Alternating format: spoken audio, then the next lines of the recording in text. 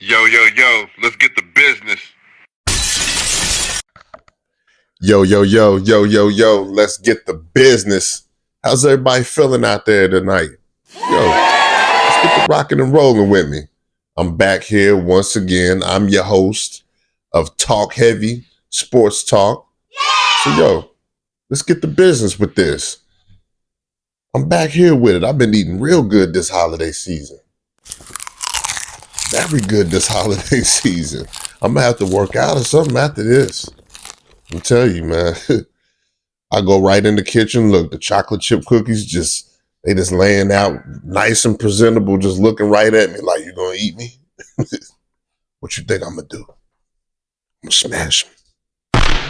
But I hope everybody's feeling well out here. Like I said on my last little segment, don't take these holidays too serious, man. And I know people battle different things, so it's easier said than done. But my best advice these holidays is just take the pressure off yourself, man. Just take it for what it is. Try to enjoy yourself. Try to relax. Try to smile. Try to laugh.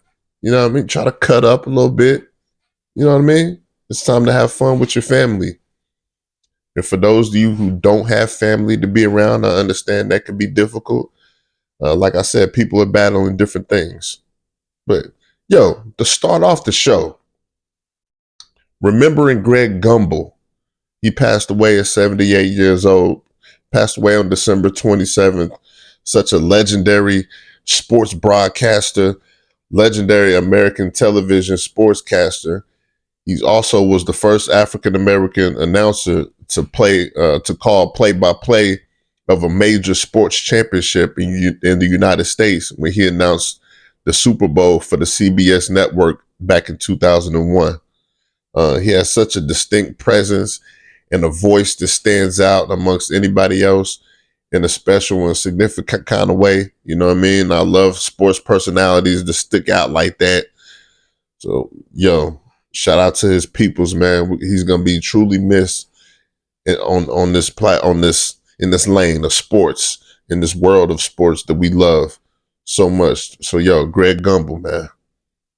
But off subject to this, man, I got my kids, both of my children, I decided to buy them cell phones for this Christmas.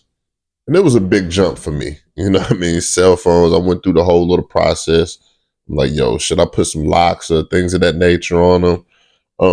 I just wanted to get you all's take on the cell phone thing. My kids are still young. They're still in elementary school, but I just feel like it was best that they have cell phones so I could keep contacting them better and, we could communicate more on a regular basis, more than what we do. And for, emergency situations, emergency purposes. But I just wanted to get the parents' take on that. So, dive in the chat if you want to, just for fun, and tell me your take on it. It's my first time getting them kiddos some cell phones.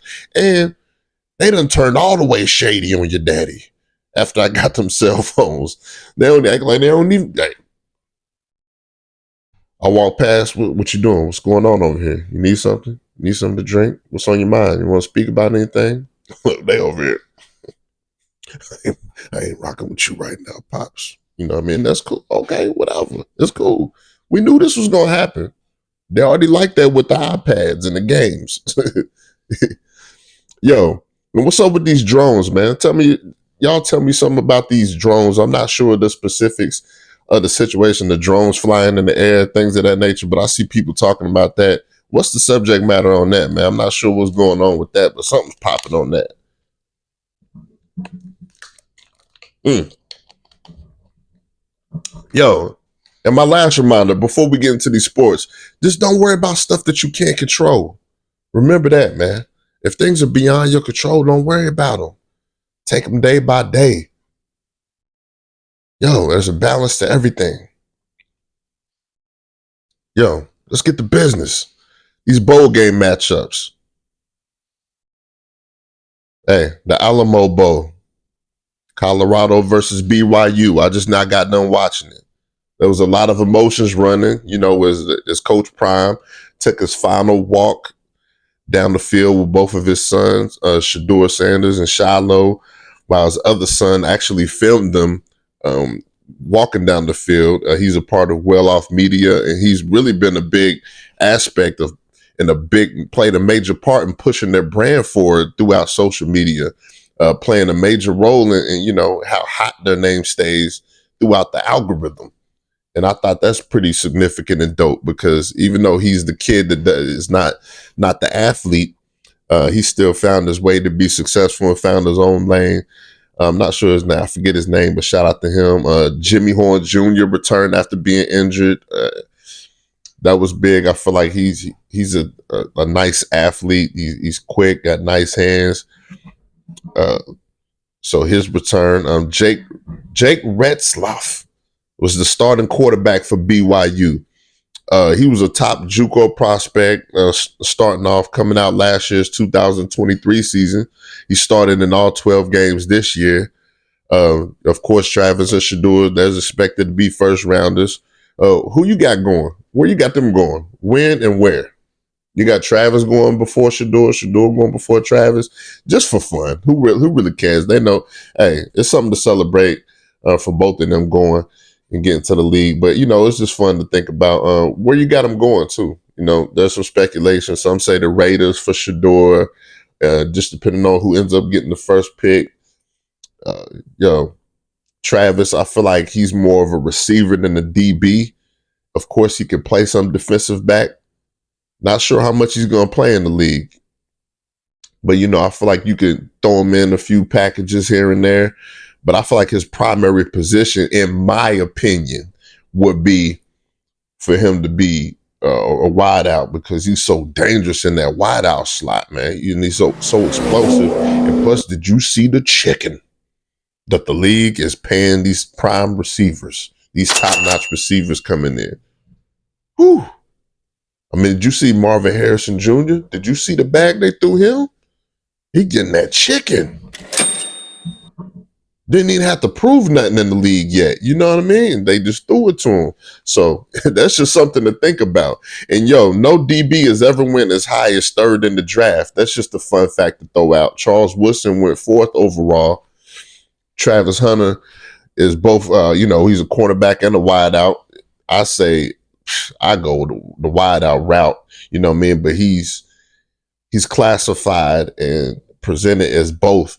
Colorado added an extra layer of insurance coming into this game against BYU. That was interesting. Shedeur came out looking pretty sloppy on the real. I'm going to keep it all the way a thou with you, man. He looked nervous. And the offensive line didn't look great, but it seemed like Shedeur has some jitters, to be honest. I feel like they have been out for a while, but they should be fresh as well. The first possession was Shadeur's fault. I think it was on third down. He threw the ball behind the wide receiver coming across the middle on the crossing route to Will Shepard. He was wide open. The running back, L.J. Martin for BYU, he scored the first touchdown on the second possession for BYU. I'm not going to hold you. Colorado's second possession, that was Shadeur's fault. He held the ball too long. Coming into the next possession, gets sacked. I can only go real with you. Some things just got to be clear and real with it. BYU jumped out to 10-0 after a field goal on the third possession, and then they shocked the world with an onside kick recovery. An onside kick, played it to perfection, kicked it, executed perfectly. It was crazy. Early in the game, onside kick. Wow. It was a shocker. And it was a testament of a lack of discipline on the Colorado special teams. BYU came out locked in. The Buffs couldn't stop the run. 4 yards and licking. They kept ticking. McKinley did come up with an interception, basically on a botched halfback pass attempt, kind of like a little tricky play. Costly penalties cost the Buffs. Travis Hunter, he broke one with 14 minutes left in the second quarter. The biggest catch actually all year that got them in the red zone. But then Shedeur took a big 25, 30-yard sack, which was unreal looking, and then forced out of field goal range. Then when they tried to kick the field goal, they actually missed the field goal. The whole drive collapsed. like I said, LJ Martin, he took him to old school with it. He was running the football. Like I said in my last segment, the game is in the running back's hands this year. I'm telling you, man, this is a year where the value of the running backs is put on display for us once and again. And it's a reminder of how physical the game can be. It's a reminder of how repetitious the game can be and how consistently you can just run it down somebody's throat, you know what I mean, and wear the defenders down, wear the defense down. And then that actually opens up the passing game. It's a game of balance. At LJ Martin, he lowered his shoulder in the shallow on the sideline. He was cooking them boys a little bit. The tight end Swanson got a big 30-yard catch for 21 yards to keep the possessions going. BYU, they kind of controlled the clock. Colorado picked the ball off 2 or 3 times. Parker Kingston had a punt return touchdown for BYU, untouched. His second win of the season. And when Colorado looked pretty pathetic on special teams, BYU was dominating in the first half. It was 20-0. Tyler Batty, he had a field day on defensive end, playing for them for BYU. He'll be playing on Sundays, no doubt about it. 6'5", 275, Big 12, all Big 12 team. He's a major in nutritional science. The Buffs rushing game was non-existent. It was non-existent. They hardly even tried to run the ball. The short passes were getting blown up. The short pass was getting just, they was making BYU. I'm going to tell you something. They came to play and they were making nice open field tackles. And if you're a football guy like me, you know about the open field tackle is so crucial. And they implemented that and they executed these tackles with precise technique. And there's a science to the open field tackle. It's a tough tackle. It's probably the toughest tackle in football, especially difficult against these skilled players like Colorado has. They're quick on their feet and they can change direction quickly. They on the go on their first step. The physicality took over in this game, though. It took over. I mean, there's a play where Jimmy Horn Jr. caught the ball and bam, BYU defender came and popped him, coughed the ball up. Ball went in the air, picked the ball off. I'm telling you. Travis did have a nice 45-yard score, something like that, 45, 50 yards, something like that. Congrats to that kid BYU on the win, man. Ratzliff. He was doing damage actually running outside of the pocket in the second half. He didn't play against their loss against Kansas, which could have catapulted them into the Big 12 championship game. He's actually a JUCO kid. He had no major school offers coming out of high school. So big ups to him, man. The Buffs came with a second win to fire. In the second half, defensively late in the game, just a little spark, not much. I see a little bit of more urgency, but I like that kid Parker Kingston too for BYU. He had it going, But long night for the Buffs, man. It's an ugly ending, but it doesn't justify the season for real. That's how I feel, because the prime effect was definitely a remarkable thing to watch and behold, and it changed the culture. It shifted the culture. It uplifted the program, going from 1-11 to 4-8, and then now was it 9-4 to finish the season. It was an economic boost as far as what happened, the merch and the shades. I got some shades on right now. The primes. Do you believe? Set a new, fresh, positive narrative on the program and actually set the standard to another level. You know what I mean? And got the recruits coming in. They got Julian Lewis coming in, Landon Salter, Jaden Salter, some dual threat quarterbacks coming in next season. But let's go to Iowa State and Miami. It was a tightly knit Poptart Bowl. Let's get it popping with the Poptart Bowl. That was Pop-Tarts everywhere out there. Everywhere, just running around as like little Pop-Tart mascots. It was fun to watch. They had the Pop-Tarts going in the toaster and then coming out and it was good promotion. Made me one of the Pop-Tart here and there. I'm like, yo, maybe I should promote my merch like this. Yo, but Iowa State, they went up 42-41 after the quarterback, Rico Beck, rushed and punched it in from the 1 yard line on the 4th and goal after a defensive holding penalty. It was up to the backup QB Williams from Miami with under a minute left to try to match the drive, take the ball down the field, and he came up a little short. Cam Ward actually opted out of the game at halftime after breaking a record, and I'd say also avoiding an injury so he can get drafted smoothly.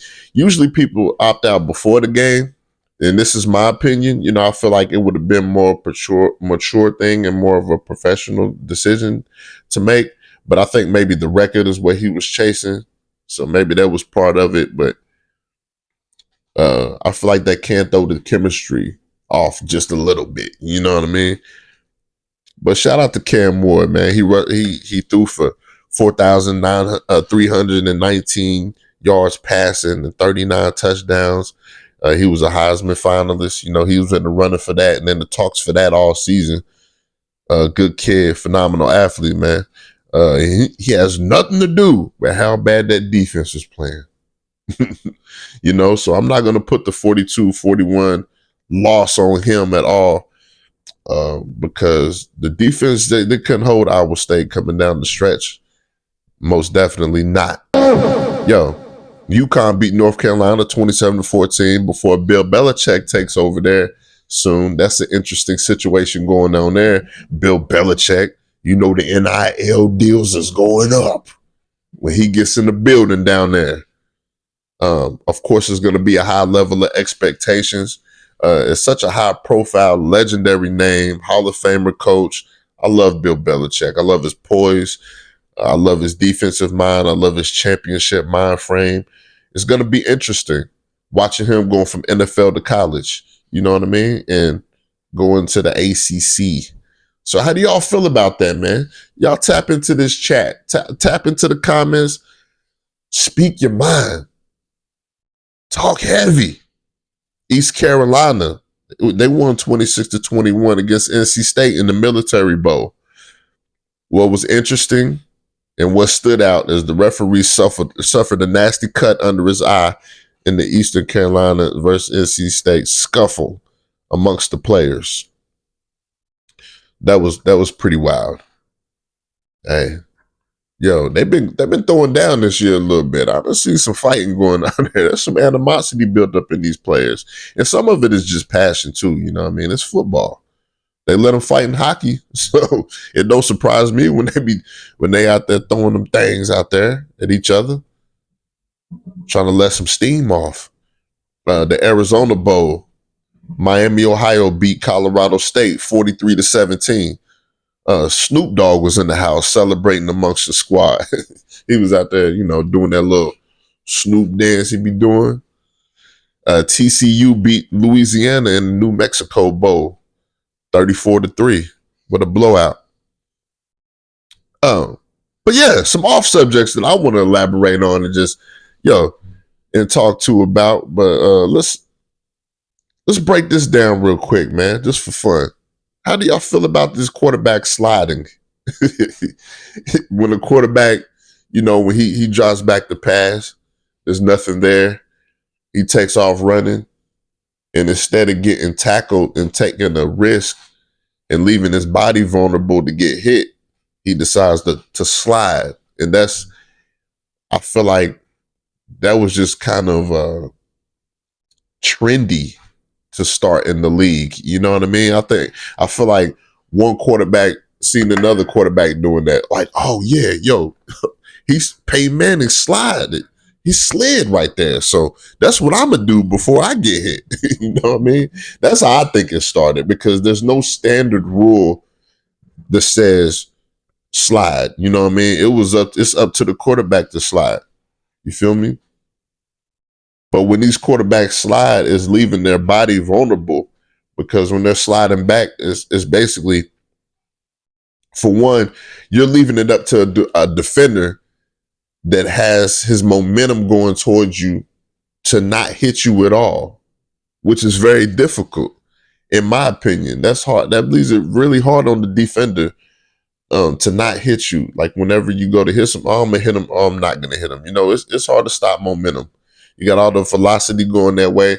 So I wanted you all's opinion on it, but because I feel like it's a controversial situation in the game of football, and there's a lot of penalties being called in this situation. You know what I mean? And some of it I feel like it's the QB's fault. Some of them I do feel like it's a penalty call. But it's usually a very controversial situation and scenario, and sometimes game deciding factor. So I wanted to see y'all's take on that, man, because there's a lot of situations and plays that I've seen going on. It's like, he slid and he get pulverized going, and then your head hits the turf. A few quarterbacks that took a beating. You know what I mean? Even like tonight, I see Shedeur Sanders getting popped out there. He took a lot of sacks. It kind of reminded me of last year in Colorado. I think he set the record for sacks. But how y'all feel about that, man? Is he more protected to slide or not?